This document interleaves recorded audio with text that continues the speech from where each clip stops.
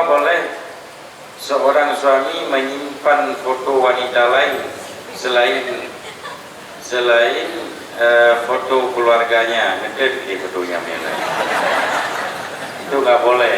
Itu tandanya sudah ada benih-benih ataupun sudah ada virus untuk selingkuh. Itu sudah ada penyakitnya, nggak boleh. Jadi harus kalau bisa diupayakan tanpa sepengetahuan suami foto itu dibakar. Kita bukan marah kepada orang yang ada di foto, tapi kita marah kepada fotonya, bukan kepada orang yang ada di foto. Urusan dia pengen kurangnya, teman.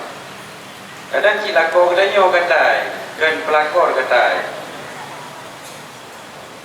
Jadi urina ngoronyo ketika suaminya, misalnya ada putra kejadian di luarnya, yang diserang pelakor bukan suaminya diserang.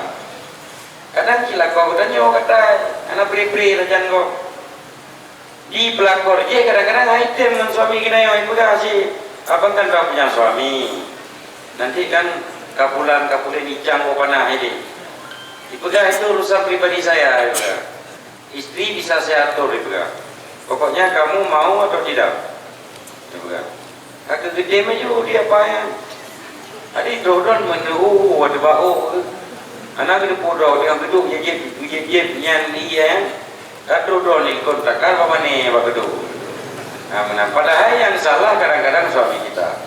Yang benar kalau mau diserang, tapi kalau yukoh ya. Dua-dua harus, bukan satu. Nah, jadi hukumnya haram menyimpan foto perempuan lain sementara kita sudah berstatus sebagai suami. Haram hukumnya.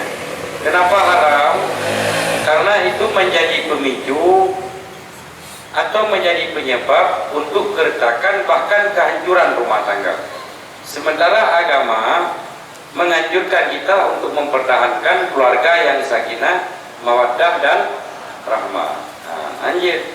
Begitu juga sebaliknya, istri yang menyimpan foto laki-laki lain, baik suami orang atau bukan suami orang. Yang demeng nede, yang menjaga ngampromo yang dia betul dah. Termasuk bape. Ana si foto bape Facebook yang dia demeng gerak benak dia bape rona. Lek salah dengan tu dah dia buka Facebook suami ni. Maka foto boleh foto.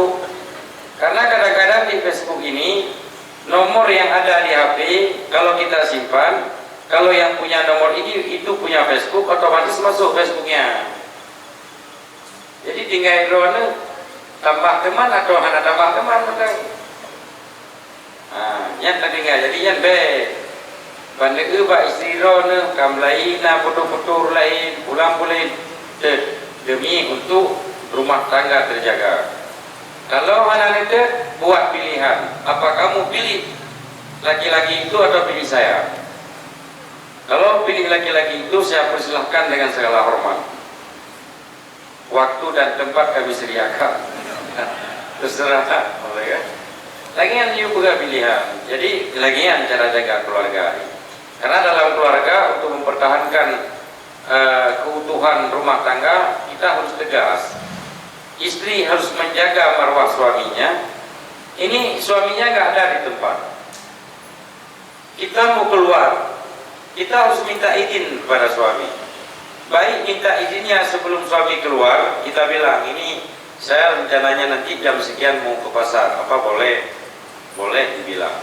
Atau kita punya program tiba-tiba, pas mau kita masak misalnya, atau apa-apa udah ada berita ada orang yang musibah, kita telepon. Kalau memang suami kita bawa telepon, atau kita WA, mohon izin saya mau pulang mau itu artinya istri yang selalu menjaga marwah suaminya. Beda gua suami dia minta don masa mau kampung nampak kan dia anak pura-pura. Hanya yang baik yang jaga.